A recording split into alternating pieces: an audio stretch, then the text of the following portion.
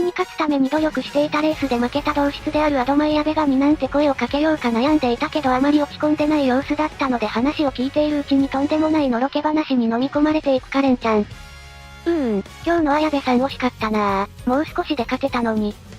ここ最近毎日遅くまで頑張ってたしカレンも勝って欲しかったんだけど。レース直後の綾部さんの顔。平静を装ってたけどカレンにはわかるもん。すっごく悔しいの我慢してたはずだって。なんて声かけようか考えてたら帰る時間遅くなっちゃったけどもう綾部さんいるかな？綾部さん。カレンさん、お帰りなさい。綾部さん。私がここにいることがおかしい？ここは私の部屋でもあるのよ。そうですよねカレンさん、どうかしたの？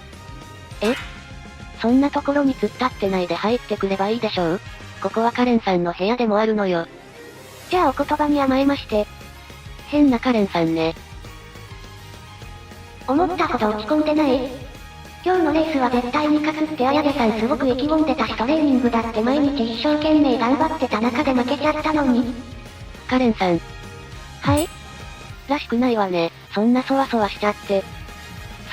そうですか？そうでしょう？いつもあんなに無遠慮なのに。綾部さん筆頭多い。もう、綾部さんの心配して損しちゃった。心配？私の？そうですよ。だって綾部さんすごく頑張ってたじゃないですか。頑張るのは当然よ。勝つために走るんだから。それはそうですけど。そして頑張っているのは私だけじゃないわ。同じレース場に立つ全員がたった一度しかないグロリアスモーメントをその手に収めるために必死で走るのはカレンさんもわかるでしょう？はい。これもしかしてだけど綾部さんナチュラルボーンオペラ王さん状態に突入しちゃってない？だとしたらなんでだろう。何かしらトリガーがあるはず。でもね。はい。さっきも言ったように私も勝つために走ってる。ですよね、わかります。走る距離は違いますけどカレンだって同じですもん。そうよね。負けたら悔しいでしょ？当然ですよ、負けるなんて可愛くない。やっぱりカレンさんはアスリートね。普段のカレンさんであれば何をしても可愛いというのに負けだけは可愛くないのね。もちろんカレンはいつだって可愛いんです。でも、負けだけは嫌なんです。なぜ？教えてくれる？綾部さんと同じですよ。勝つために走ってますから。それだけじゃないんでしょう？カレンさんは。綾部さん。何よ、その笑顔は。綾部さん、他人には無関心を装っておいてカレンのことよく見てくれてるなって。話したくないなら無理に話さなくていいわ。待ってください、話しますからまあ、なんと言いますか。負けが可愛くないというより申し訳ないというか。どういうこと？カレンを毎日指導してくれてオフの日にもカレンのわがままに付き合ってくれるお兄ちゃんに申し訳なくって。カレンさん、オフの日に頻繁に外泊届を出してお出かけしてるのはそういうことだったの？別にいいじゃないですか。お兄ちゃんも付き合ってくれてますし。ダメよ、迷惑というものを考えなさい。いくら担当同士とはいえもっと節度ある付き合い方があるでしょう？でもお兄ちゃんとカレンは特別なんですでもカレンさん、外泊届を出しても毎回しっかり帰ってくるわよね。カレンさん、このあたりどうなの？詳しく教えてちょうだい。おしまーい。カレンのお話はおしまいでーす。そんな、今いいところなのに。カレンのことよりも綾部さんはどうなんですか？そうですよ。もともと綾部さんについてのお話だったのに。そうだったかしら。ダメですよ。ごまかそうとしても。そうね、カレンさんも私のことを心配してくれたんだものね。はい、カレンは綾部さん大好きですもん。はい。確かに私も負けて悔しいわ。でも、トレーナーが私よりも悔しがっててね。あやとれさんが？俺の指導が足りなかった。ライバルの作戦を読み切れなかった。俺がトレーナーとしての責務を果たしていれば絶対に綾部が勝てていたレースだったのに。馬娘トレーナーとして一生の不覚。トレーナー。ずっとこんな具合でね。まるで自分が負けたかのように大泣きするから逆に私が冷静になっちゃったのよ。そうだったんですか。まったく、あれで天下のトレセン学園のトレーナーよ。カレンさん信じられる？まあそういうトレーナーさんがいてもいいんじゃないですかね。ほら、生徒側も生徒側で癖があったりしますし。カレンさんは優しいわね。じゃあ仮に自分のトレーナーがそんなだったらカレンさんは嫌じゃない？これ結構めんどくさい質問だな。とりあえずイエスで答えればいいのかな？そうですね。ちょっとカレンも嫌かも。は？どこが嫌だって言うの？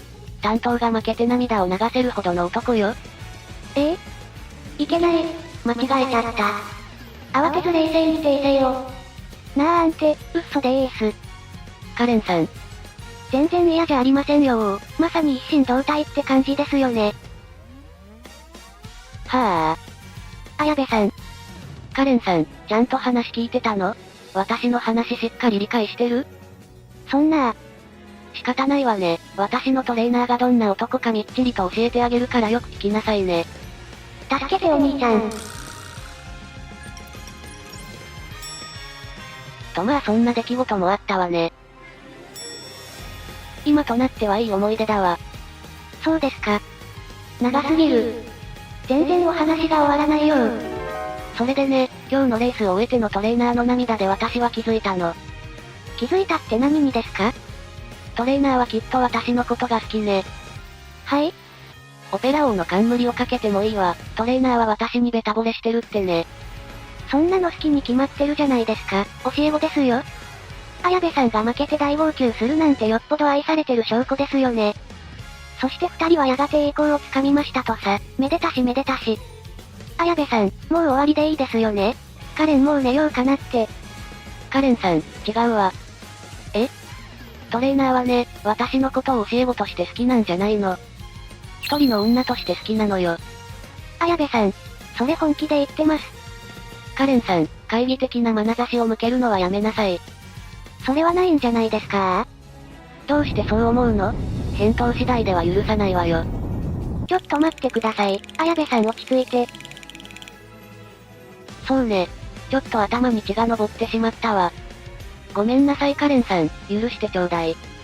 はい、それはもちろん。でもちょっと意外かも。綾部さんって綾トレさんのことがそんなに好きだったんですね。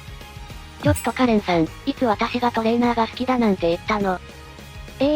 だってさっきの表情はもう完全に恋する乙女でしたもん。違うわよ。惚れてるのはトレーナーの方なの。でも好きでもなければ4時間もトレーナーさんについてのお話を一方的に喋り続けられませんよ。外泊届を出してトレーナーとお出かけしてもきっちり門限に帰らされるカレンさんにはわからないでしょうね。だからそれは禁句です。ふふふ、大人になればカレンさんにもわかるようになるわよ。むきー。よかった。下級生相手に芝2400で白黒つけましょうとか言い出すような綾部さんはいなかったんだね。事実でもカレンちゃんの出走は9割方1200のレースなんだから2400走らすのはかわいそうすぎる。一番かわいそうなのは綾部さんののろけ話に勝手に冠をかけられたオペラ王なんだよな。馬娘ちゃんを愛する同志諸君、チャンネル登録と高評価、ぜひよろしくお願いします。